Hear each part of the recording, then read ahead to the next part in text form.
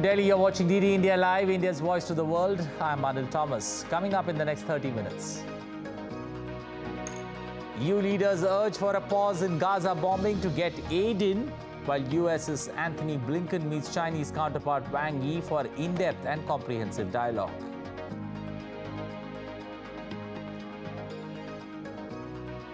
$900 US troops head to Middle East to bolster defense as attacks surge. Israel says do not seek wider war. Gaza invasion will come when conditions are right. And India scripts history, achieve historic medal haul with 82 medals in the Asian Para Games in China.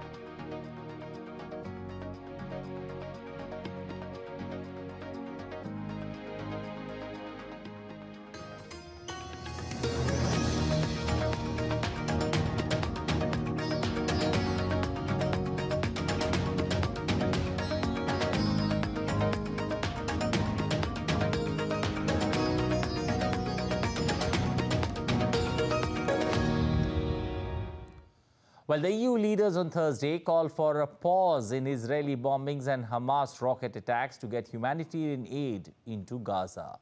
After more than 5 hours of discussion, the European leaders have reached an agreement on the Middle East. In a declaration, the leaders of the Union's 27 nations expressed their gravest concerns for the deteriorating humanitarian condition in Gaza.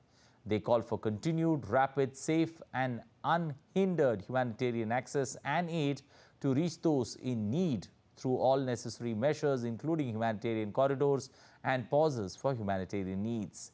The declaration also said that the European Council reiterates its condemnation in the strongest possible terms of Hamas for its brutal and indiscriminate terrorist attacks across Israel. It also added the use of civilians as human shields by Hamas is particularly deplorable atrocity. The summit was the leaders' first in-person meeting since the deadly October 7th assault.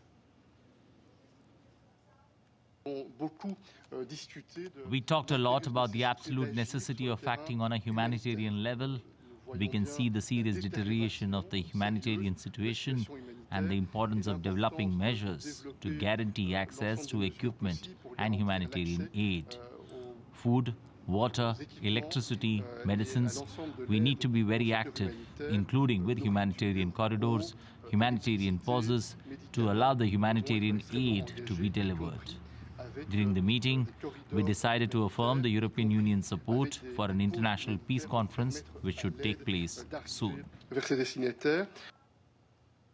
There was a strong call from the leaders that Hamas must immediately release all hostages without any preconditions. And it was clear that through its terrorist activities, Hamas is also bringing harm to the Palestinian people. Hamas has provoked a humanitarian crisis in Gaza.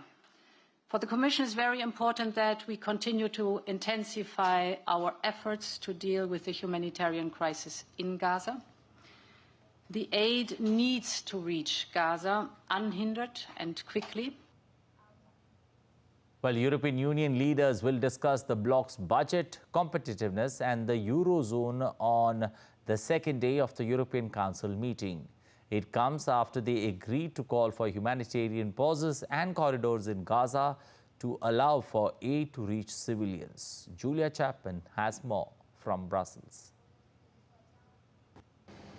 Day 2 of the European Council summit will focus more on the European Union's competitiveness and the health of the economy of the countries that use the euro as their currency, with Eurozone members having their own chats alongside the President of the European Central Bank, Christine Lagarde, after rates were held in the Eurozone on Thursday. And Lagarde said that although the economy will remain fairly flat this year, the growth prognosis over the next few years is a positive one. But on Thursday, the main focus when the European Union leaders got together for talks here in Brussels was very much the Middle East, and there was a lot of wrangling over the language that would be used in the joint declaration signed by leaders at the end of the first day of their talks. Some countries wanted to call for a ceasefire in Gaza. Others wanted to stress rather Israel's right to defend itself. But ultimately what the wording came to was an agreement that there should be calls for humanitarian corridors and pauses to allow aid to reach civilians inside Gaza, something that all European leaders agree is necessary. They have urged both sides to protect civilians, saying that that is the most important thing in this conflict, but certainly a difference of opinion when it comes to how that should be carried out. There were also discussions about Ukraine, with some dissent over how much future aid money should be allocated to Kiev as it fights Russia in its war, but also discussions about the budget that will be involved in, with some 50 billion euros allocated provisionally for Ukraine over the next 4 years. Some countries like Hungary and the new administration in Slovakia saying that is not something that they are going to agree on. And of course, budgets require unanimity among all 27 European Union member states. Julia Chapman in Brussels, reporting for DD India. Well, after two failed resolutions, members of the United Nations Security Council are debating a third one calling for a ceasefire in Gaza. The draft put forward by Jordan has been criticized by Israel for failing to mention Hamas. Palestinian UN envoy Riyad Mansour accused certain nations of applying a clear double standard. Sally Patterson has more. More than 110 representatives were scheduled to address the United Nations General Assembly on Thursday. They all wanted to have their say on the proposal calling for a humanitarian ceasefire and for all parties to uphold their obligations under international humanitarian law. The draft, authored by Jordan, calls for immediate and continuous provision of essentials to civilians, including water, food and medical supplies. It also demands that UN workers and other humanitarian organisations, such as the Red Cross, are able to safely work on the ground in Gaza. At least 35 UN workers have been killed so far in the past couple of weeks. Now, in an emotive speech, Ambassador of the Permanent Observer Mission of the State of Palestine, Riyad Mansour, told representatives that people in Gaza were being killed as the debate unfolded. He said 3,000 children have died so far, and families have fled their homes with nowhere to go. Mansour implored members to vote for the resolution and, quote, stop the killing. But during his speech, Israeli ambassador to the UN, Gilad Erdan, took issue with the content of the draft.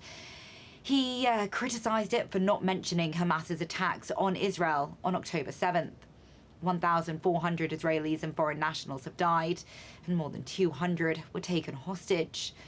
Erdan called the proposal distorted and disconnected from reality. The debate is scheduled to resume on Friday. Sally Patterson in New York, reporting for DD India.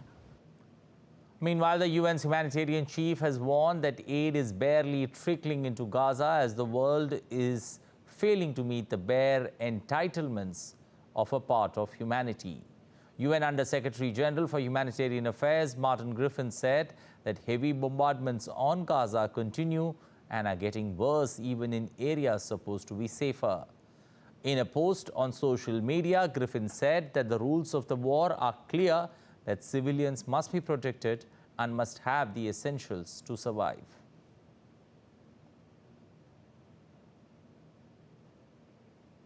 United States has criticized Hamas delegation's visit to Russia.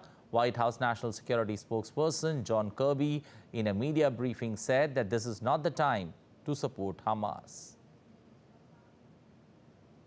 Our message to any other nation around the world is this is not a time to be supporting Hamas's ability to continue to kill Israelis, and it's certainly not a time, or any nation out there that wants to be involved should look for ways to be involved to help Israel defend itself and to help get humanitarian assistance in. So we'll see what comes of the conversation. More than 200 beams of lights illuminated the night in Jerusalem on Thursday in an exhibit called The Lights of Hope, a tribute to the hostages held by Hamas. Next to each spotlight lay a post with the name and photograph of one of the hostages. Several people gathered around one for 17-year-old Ofir in jail. Meanwhile, Israel conducted a military drill close to the border with Lebanon on Thursday. The military statement posted online said that the incursion was carried out in preparation for the next stages of combat, a possible reference to a large-scale invasion that Israeli leaders have threatened as part of the war to destroy Hamas. The military drills involved multiple tanks, heavily armed Hezbollah, which is part of an Iranian-backed regional alliance, has been engaged in daily exchanges of fire with Israeli forces along the frontier since war broke out between Israel and Hamas. Well, DD India correspondent Amrit Pal Singh joins us with more. Amrit, is the ground assault imminent given the military posturing of Israel? And also, does Netanyahu's statement address to the nation that ground assault will happen? That's very clear. I mean, if you look at Netanyahu's statement, he said that the ground assault will happen. He just didn't say when and how. He said, I'm not going to tell you when and how, but it will happen. What does that mean? And as you say, military activity, they've amassed a huge number of tanks, artillery guns, heavy machinery, everything, infantry on the borders. So the ground assault will happen. If the question is when. When I think once the Israeli Air Force is able to considerably weaken Hamas by airstrikes, it makes a sense that it's good to go in then. And secondly, depending upon, how Benjamin Netanyahu would be weighing how the international pressure, how he handles the international pressure, which is pressurizing him not to go in because there would be a lot of civilian count in the Gaza Strip. But given the anger, given the feeling of retribution and reprisal on the streets of Israel by the people who were shocked and traumatized by that horrific event, execution of murder on the 7th of October, people are really angry. So the politician in Benjamin Netanyahu would be under considerable pressure to let his forces go in, engage in close combat and finish the Hamas off, because that is the only way you can achieve what the IDF's stated purpose is, completely annihilating Hamas. So for that, close combat will have to happen. So the Israeli army will have to go in when the strategists wouldn't reveal their military strategy, but could be sometime soon. Well, from Israel, we now shift focus to the Russia-Ukraine conflict. The United States on Thursday said that the Russian military is executing soldiers who do not follow orders related to the war with Ukraine. According to the U.S., some of the casualties suffered by Russia near Avdiivka were on the orders of their own leaders. Russian and Ukrainian troops have been locked into a fierce battle for the frontline town since mid-October.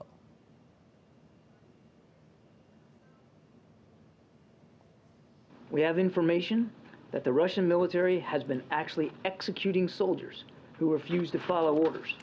We also have information that Russian commanders are threatening to execute entire units if they seek to retreat from Ukrainian artillery fire.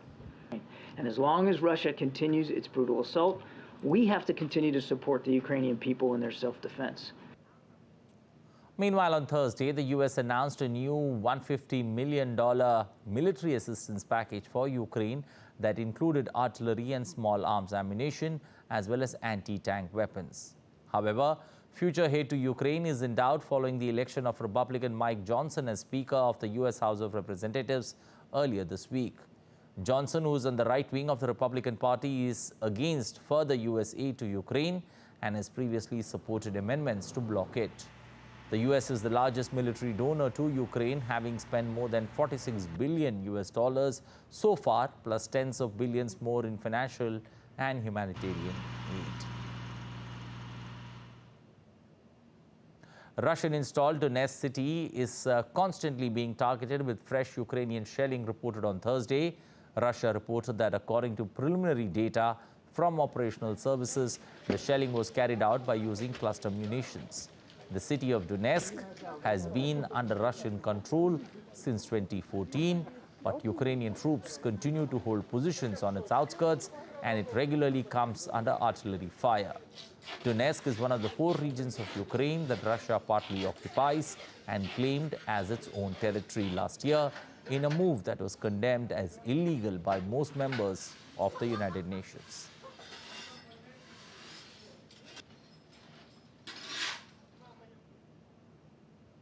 Time now to take a look at some other world stories. Venezuela's former lawmaker, Maria Corina Machado, was formally declared the winner of the opposition's weekend presidential primary elections. The country's Attorney General has launched a criminal investigation to the primary and organizing commission members while warning foreign diplomats not to interfere in the electoral process. Britain's Medicines and Healthcare Products Regulatory Agency cautioned citizens about buying fake weight loss pens. The warning came after several people were hospitalized in Austria after using suspected fake versions of Ozempic amid a Europe-wide hunt for imitations of the hugely popular drug.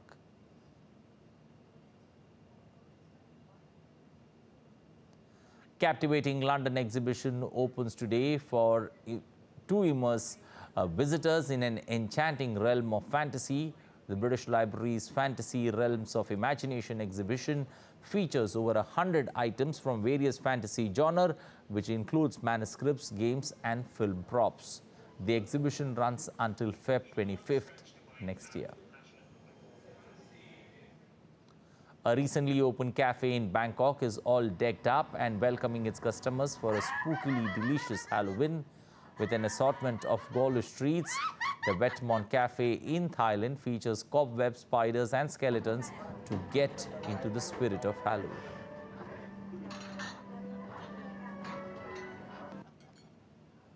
Still to come on this edition of DD India Live.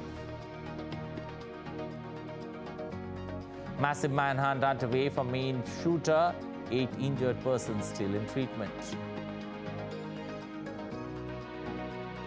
We'll update you on the Hurricane Otis movement, which has created havoc in Acapulco.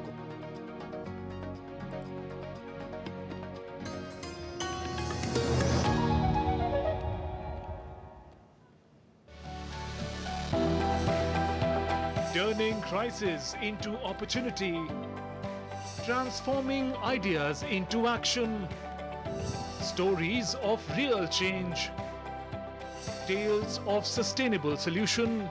This series is going to tell stories of such change makers. Watch Change Makers on DD India.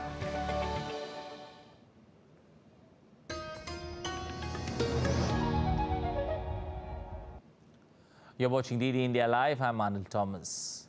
Moving to Hurricane Otis. With the aftermath of Hurricane Otis in the Pacific Beach Resort of Acapulco, the powerful storm left a trail of destruction in the wake. The scale of Hurricane Otis devastation is evident in the fallen billboards, collapsed rooftops and demolished buildings. At least 27 people are dead due to Hurricane Otis and 4 are reportedly missing. We have received a report from the Guerrero state government and the Acapulco municipal government of 27 deaths and 4 missing people. What Acapulco suffered was really disastrous. People stayed in, they protected themselves, and that is why, luckily, we didn't have more deaths. Hurricane was very strong. What we are saying right now has no precedence. The storm left streets flooded, homes and hotels damaged and disrupted communication and air access. The airports were closed due to extensive hurricane damage. In a distressing turn of events following the passage of Hurricane Otis, people looting supermarkets being witnessed, highlighting the desperation in the aftermath of one of the country's most powerful storms. As Acapulco faces the challenging situation, efforts are underway to provide relief and aid to those affected by Hurricane Otis. More than 500 marine mammals have been reported dead in Brazil due to bird flu in October. The bodies were gathered and buried near the beach to prevent further infections. The outbreak was first noticed in Rio Grande after the testing of dead mammals. Authorities have warned locals to stay away from dead or ill animals in precaution.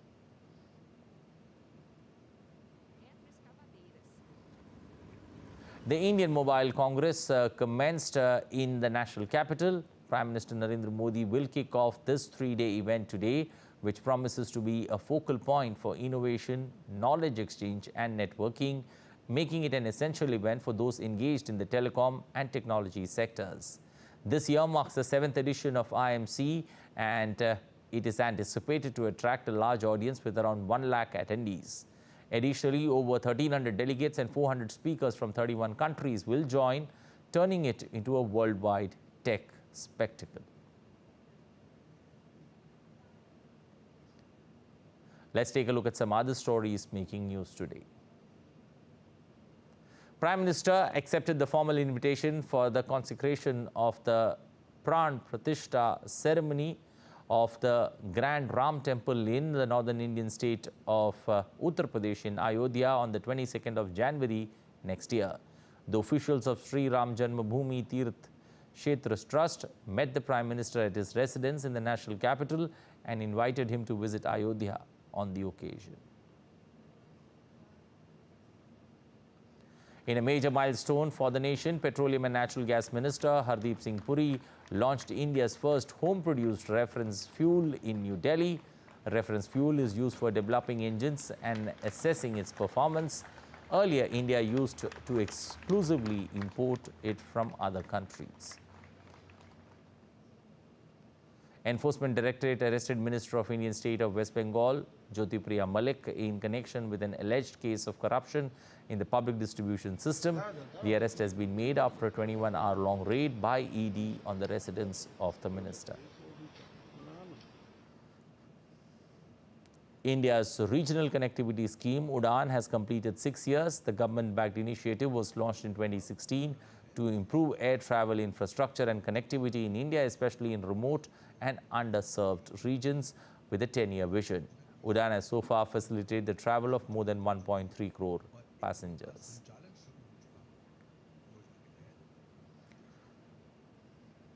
India's instant payment system has garnered praise from the US Treasury, in also hailing India's UPI for cross-border payment leadership. Highlighting India's distinct progress, Shambok pointed out that how India has effectively advanced bilateral links between the unified payments interface system and those of other nations. Here's a detailed look. India's UPI has revolutionized how Indians make payment in their daily life. UPI, a simple QR-based payment system developed by the National Payments Corporation of India, has become an essential part of the Indian payment system, not only in the urban cities, but also in the rural hinterlands. This digital payment method is widely accepted across the country. It has now won praises from US Treasury official J. Shambog, who said that the UPI stands out in advancing bilateral links with other countries, including Singapore and the UAE. Referring to India, Shambog said that some jurisdictions with strong bilateral economic relationships are going further and interlinking their fast payment systems. He added that UPI also enables settlement of payments across networks. Shambog also hailed the G20 payments roadmap, saying that it has channeled efforts for near-term growth. UPI transactions over the last 5 years have risen by more than 40 times, from as little as 246 million monthly transactions in 2018. It has risen to 9,335 million in 2023. So in the last few years, we made huge progress in digital payments. So the number of transactions in digital payments are increasing year on year. It is about contactless payment. So we are used to using a card, a tap and go type of thing. So instead of a card, there are new devices which are coming up, like a keychain or a ring or even a watch, through which you can just tap on a pause and make your payment. From small tea sellers by the roadside to vegetable vendors and to multi-brand retail outlets, UPI has become an essential element of the digital payment infrastructure. This is very beneficial. People who don't have change directly send money on Paytm and it straight away goes into our bank account. Introduction of UPI has reduced the hassle of returning the change, which then turns into a big deal later. It also reduced cash dependency and saved us from snatchers. During the G20 summit, a German minister shopped using UPI wallet and was all gaga about UPI. In fact, all G20 delegates praised India for the UPI. Other countries are also adopting India's UPI system like Singapore, Bhutan. It also goes to prove in the coming days, UPI will go from strength to strength in achieving India's resilient digital public infrastructure that is becoming a game changer. Shagnik Chakraborty reporting for DD India. Well, India created history at the ongoing Asian Para Games in China by achieving its best ever medal haul on Thursday. The Indian medal tally swelled to 82 medals.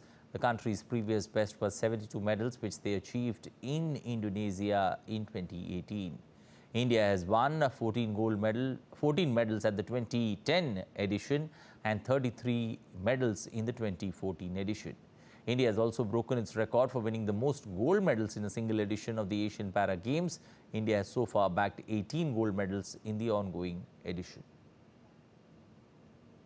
On to the ICC World Cup, Babar Azam's Pakistan will be under immense pressure today when they take on South Africa. Pakistan have so far played 5 matches in the tournament, losing 3. These 3 defeats came back-to-back matches and have derailed their World Cup campaign. Pakistan aim to topple South Africa, who are playing some amazing cricket in India. Like Pakistan, South Africa too have played 5 matches, winning 4, sitting on the 2nd spot in the points table, just below India. Well, that's all for this edition of DD India Live, but let us know your thoughts on the news of the day. You can connect with us on Facebook, X and also Instagram. We'll be back with more news as it breaks here on DD India. I'm Anil Thomas. From all of us here in Delhi, thanks for watching DD India Live.